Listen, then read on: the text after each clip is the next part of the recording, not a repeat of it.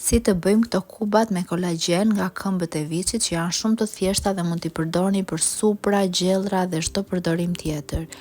Fillimisht duhet të marrim këmbët e viçit, na mjaftojnë 2, 3 deri në 4 këmbë viçi në varësi të sa kuba doni të bëni.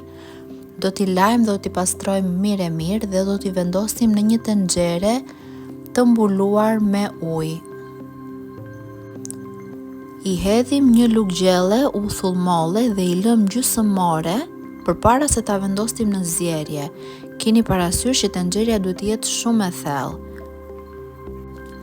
Për të bërë gelatinën standarde që bëhet në formë elastike, do që këmbët e viçit të ziejnë të paktën 5-6 orë, por për të bërë kubat, gjysmë gjelatinoze për të përdorur për supra, mjafton që të ziejë deri në 3 orë.